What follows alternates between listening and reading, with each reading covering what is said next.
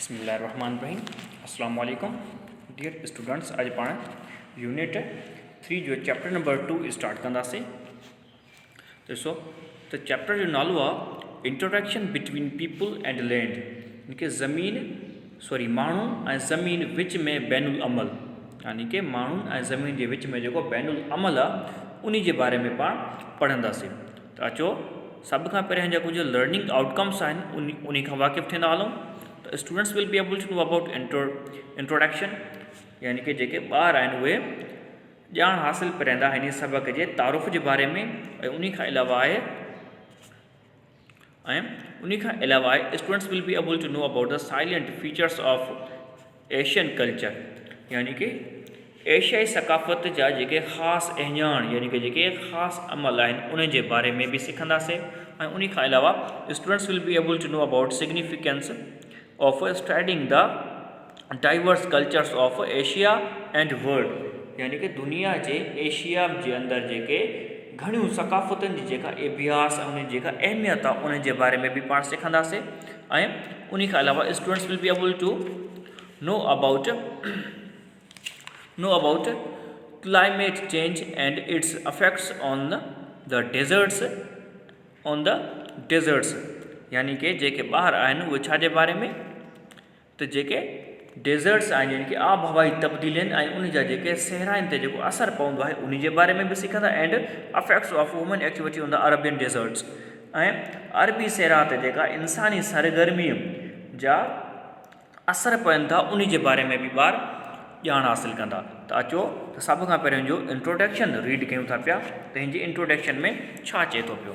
त हिते चए थो Asia is a highly populated continent in the world. It consists roughly 1/3 of the land of the entire world and contains about 3/5 of population. The two most populous countries of the world, China and India, are part of this continent. These together account of nearly 2/5 of all the people as the Asia occupies a wide territory. It comprises a great range of physical features which highly affect the people of this region. Likewise, the people of Asia have a huge impact on land they live in. हाणे हिते चए थो त हिन जो जेको introduction आहे हिन जो इंट्रोडक्शन इहो चए थो त एशिया दुनिया में वॾे पैमाने ते लॻल या रखियल आबादी वारो खंड आहे। उहो पूरी दुनिया जे हिकु काथे यानी कि पटंदड़ हिकु भाङे टे ज़मीन ते ॿधल आहे। हिकु भाङे टे हिसो जेको आहे ज़मीन ते ॿधल आहे ऐं 3/5 आबादी ऐं पाण में समाए थो। हिन खंड में दुनिया जा 2 वध में वधि आबादी वारा मुल्क, यानी कि हिकु इंडिया ऐं ॿियो चीन आहे, उहे दुनिया जे सभिनी माण्हुनि जो लॻभॻि 2/5 हिसो पाण वटि रखनि था। इहो खंड तबई अञाणनि ऐं अकेले 4 क़िस्मनि ते ॿधल आहिनि जेके हिन ख़ते जे माण्हुनि खे वॾे पैमाने ते असर अंदाज़ थियनि था। साॻी नमूने एशिया जे माण्हुनि जो उन ज़मीन ते पूर्ण कहिड़ो असरु आहे जिते उहे रहनि था पिया। अॻियां हलूं था पिया त हाणे पंहिंजो टॉपिक हिकिड़ो शुरू थिए थो पियो त salient features of Asian culture, यानी कि एशियाई सकाफ़त जा ख़ासि अहजान, जेका उनजा ख़ासि अहजान आहिनि, जेके फीचर्स आहिनि, हाणे पाण उन्हनि जे बारे में कुझु रीड कंदासीं। हाणे हिते चए थो The people of Asia practice a variety of culture as it is a highly populated region. Therefore, it is rich in heritage and traditions. Asia is well known for the celebration and festivals. It is a land where festivals and different cultures and religions are being celebrated. Among them, major festivals are Diwali, Holi, Baisakhi and Eid al-Fitr, Dashera and Onam, Christmas, and many others are celebrated with a great favor all over India. Followers of different religions of the world are founded in this part of the world.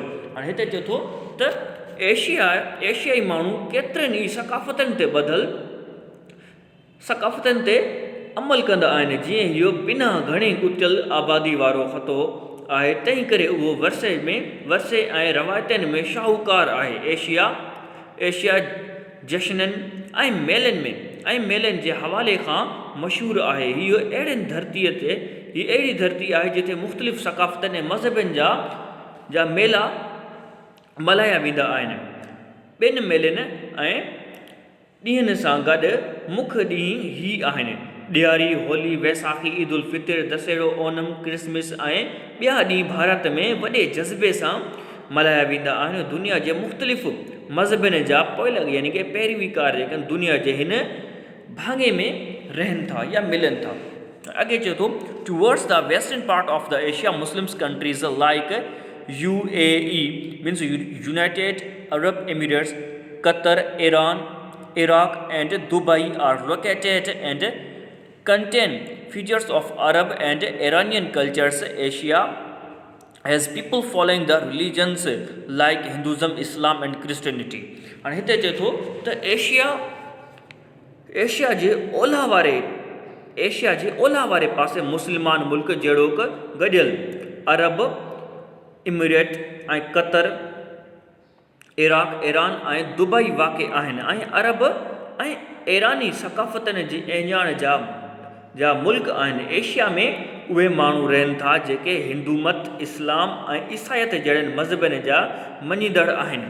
अॻे चए थो Asia has a fertile land in China and India and excels and in agricultural production of food, grains and rice.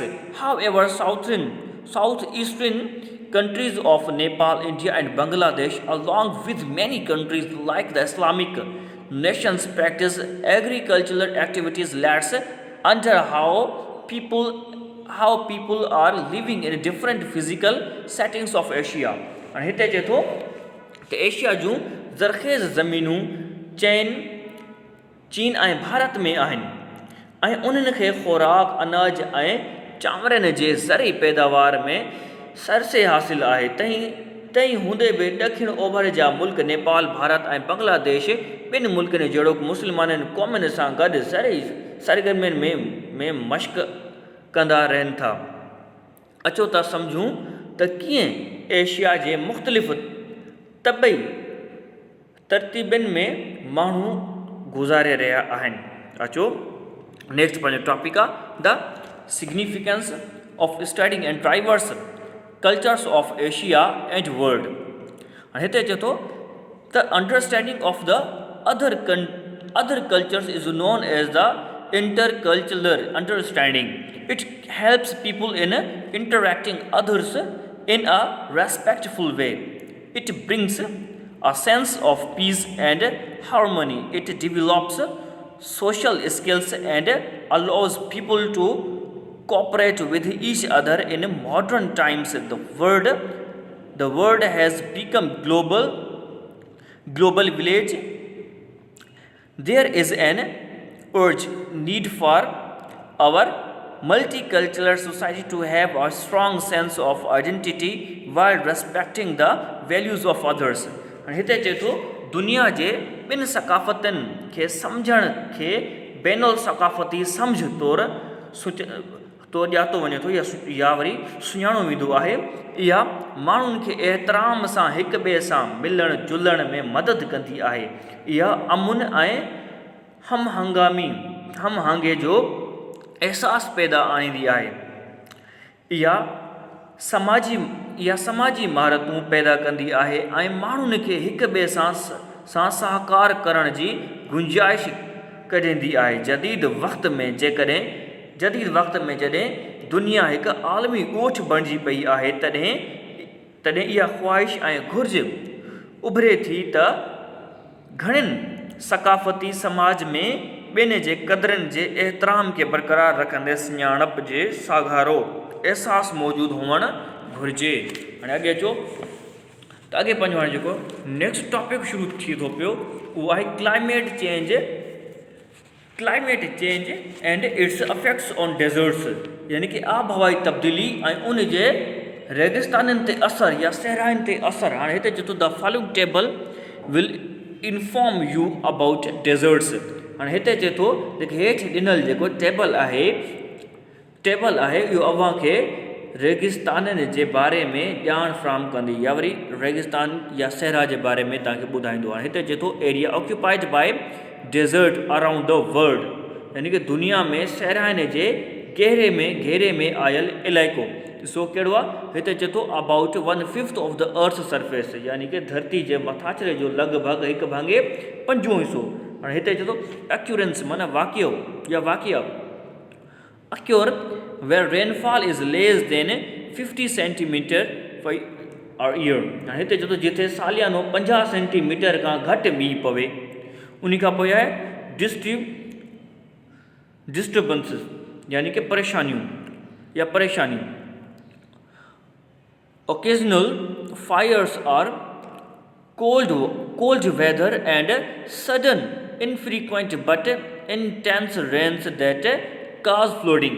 हाणे हिते चए थो एतफ़ाक़ी बायूं ऐं थधी मौसम ऐं ओचितो ऐं अणमदायतो शदीद मींहुं जेको ॿोॾ जो कारण बणिजे थो। हाणे हिते चए थो central Asian countries facing deforestation. हाणे हिते चए थो विच एशिया जा मुल्क जेके सहरा बणिजण खे मुंहुं ॾेई रहिया आहिनि। त ॾिसो कहिड़ा कहिड़ा आहिनि त अफ़गानिस्तान, कज़किस्तान ऐं किर्गिस्तान, ताजिकिस्तान ऐं तुर्कमानिस्तान ऐं उज़्बेकिस्तान। त ॾिसो इहे जेके कंट्रीज़ आहिनि इहे छा खे हिन खे सहरा बणिजण खे इहे मुंहुं ॾेई रहिया आहिनि। ॾिसो हाणे हेठियों हिसो यानी कि हेठी पहिरियां पाण हाणे रीड कयूं था। Earth climate is destabilizing because of the rising atmospheric absorption of carbon dioxide by the burning of fossil fuels. It causes deserts to advance to shrink. Our choice is a simple one: reserves. These trends are risk being overwhelmed by them। हाणे हिते चए थो त पंज पेड़नि जे ॿारण जे सड़ण वसीले पैदा थींदड़ कार्बन डाइऑक्साइड जे फिज़ा में जज़ब थियण जे करे धरतीअ जी आबहवा उधम यानी कि इस्तेहकाम जे वर चढ़ी रही आहे, जेका सहराइन खे वधाइण या सुसाइण जो कारण बणिजे थी पई। असांजे चूंड बिना सादी हुजण त उन्हनि रुझाननि खे वापसि मोटायूं या उन्हनि खे तबाह थी वञण जो ख़तरो खणूं। ठीकु आहे, तबाह थी वञण जो ख़तरो वग़ैरह बि उन्हनि जे मथां अची सघे थो पियो। अचो नेक्स्ट आहे त हिते चए थो पियो affects of human activity on Arabian desert. हाणे हिते चए थो त अरबी समुंड या अरबी सहरा ते इंसानी सरगर्मियुनि जा असर। अॻे चयोसि त ॾिसो हिते चए थो The Arabian Desert is a great desert region located on the edge of southwestern Asia, occupying almost the entire Arabian Peninsula. It is the largest desert area on the continent, covering an area of about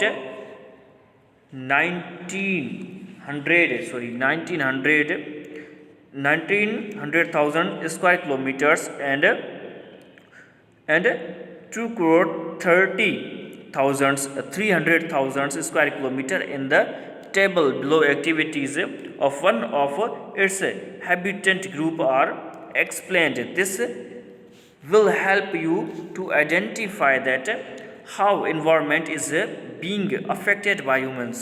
हिते चए थो त अरबी सहरा हिकु वॾो सहरा आहे जेको ॾखिण ओलह एशिया जे किनारे ते मौजूदु आहे। इहो लॻभॻि समूरो अरबी तॿेट लावारे थो। इहो खंड जो सभ खां वॾो सहरा आहे जेको 9 लख चौरस किलोमीटर 9 लख चौरस किलोमीटर यानी कि 23 लख चौरस किलोमीटर जी जगह वालारे थो। हेठि ॾिनल जदवल में हेठि ॾिनल टेबल में उन जे हिकु रहवासी गिरोह जे सरगर्मी जे वज़ाहत करे थो पियो। उन मां अव्हांखे ख़बर निशानदाई मिलंदी, उनजी मदद सां तव्हां हासिल करे उनजी मदद सां तव्हां सम्झी सघो था पिया। त ठीकु आहे, ॾिसो अॻे अचोसि। The paramount natural resources of Arabian Desert is its underground water supply.